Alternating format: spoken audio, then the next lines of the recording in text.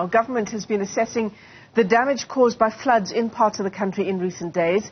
Heavy rains have been battering 7 provinces, leaving a number of people dead and hundreds more homeless. A national state of disaster has already been declared in response to the flooding. For more on this, we're joined this morning by COGTA Deputy Minister Thembi Nkadimeng, joins us via our video link this morning. Deputy Minister, thanks very much indeed for coming on. It's great to have you with us on the program. You were on a sort of fact-finding mission yesterday in Mpumalanga, right, just to assess the extent of the damage in the province. What did you find? Well, thank you very much and good morning to our viewers as well. You pardon my lightning, may not be one of the greatest, but I'm undergoing load shedding. The situation in Mpumalanga was in Nkomazi local municipality is very dire. It's very, the damage is excessive. The teams from all provincial and national COGTA, Department of Agriculture is a farming municipality as one of its LED cause. So farmers lost in no less than 6,500 livelihood of animals, livestock. They've lost irrigation equipment which has been submerged in water, about 119 water pumps. And it's between 48 small farmers who own in a region of about 9 hectares for sugarcane. So that shows you, and they are supposed to be harvesting now at the end of March. And there was just frustration written all over their faces on how are they going to survive their irrigation and also ensure that they are able to harvest the sugarcane and compete in the market. And that excludes the roads in between the farms themselves, which have been washed away. 33 communities have been disconnected from our water system. We're tankering, we're trying to put on storage tanks in corners, but we have put already systems in place. We are hoping at least half of that plant could be operating there on Thursday, which is day after tomorrow, and start with the reduction of the connection of the villages that have been disconnected. 1,929 people have already been assessed and they need human settlement assistance. And our traditional leaders came on board to assist us also with the identification of land, particularly in communal areas, because where currently the people had built, it's water landlocked areas, and it will be not a good exercise and investment of rebuilding in spaces where they had initially been allocated. So we also jointly have to move such. So the damage is huge. I haven't spoken about provincial roads, 3 bridges, I think in total of about 9. Some are municipal, have been washed away, and 11 communities have been cut off as of yesterday while I was still there. But Department of Public Works was on site to try and repair 2 of those and then be able to reconnect the communities. Yeah.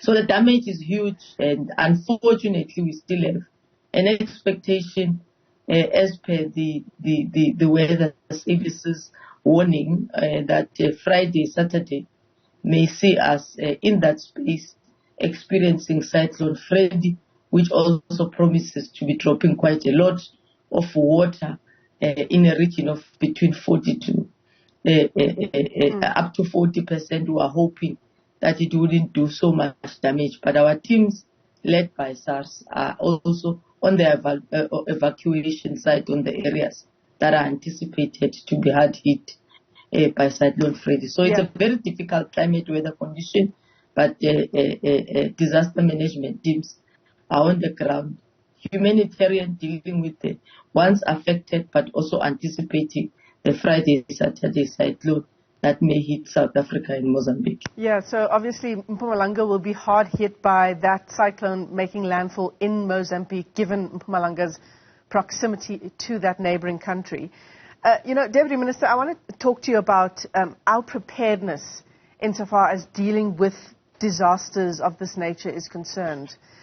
In preparing for our interview with you this morning, I came across an article from October of last year where you led the International Day for Disaster Risk Reduction. That was an event that was marked last year, October.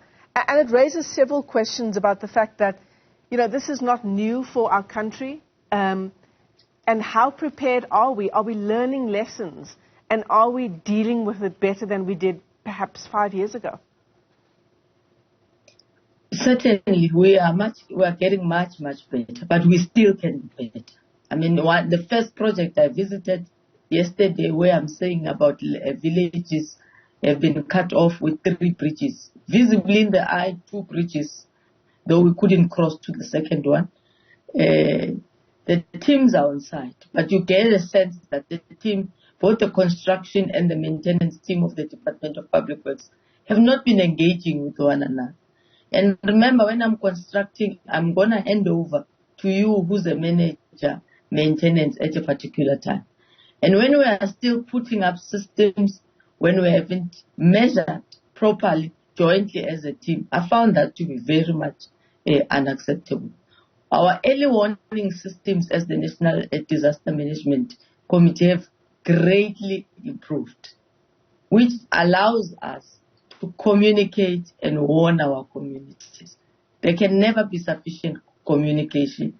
We need to make sure we have it in onto our people, they understand, and promptly.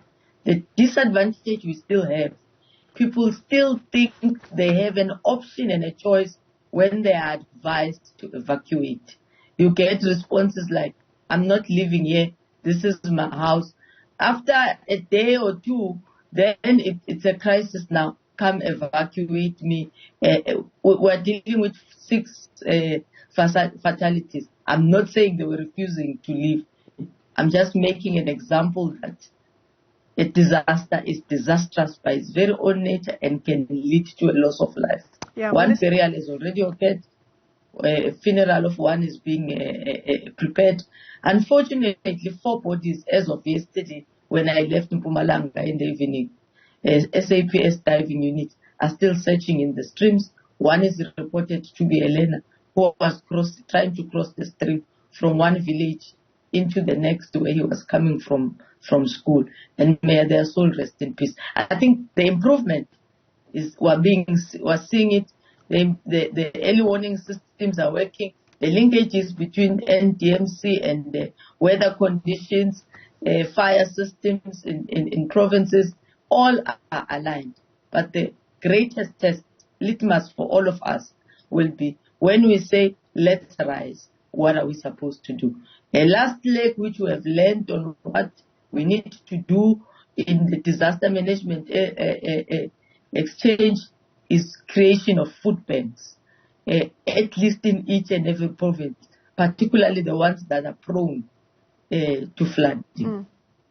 Yeah, absolutely. We need to start closing those gaps. Deputy COGTA Minister Thembi Nkadimeng, let me thank you for your time this morning as we continue to unpack the impact of the floods in several parts of the country, but particularly in the Eastern Cape and Mpumalanga.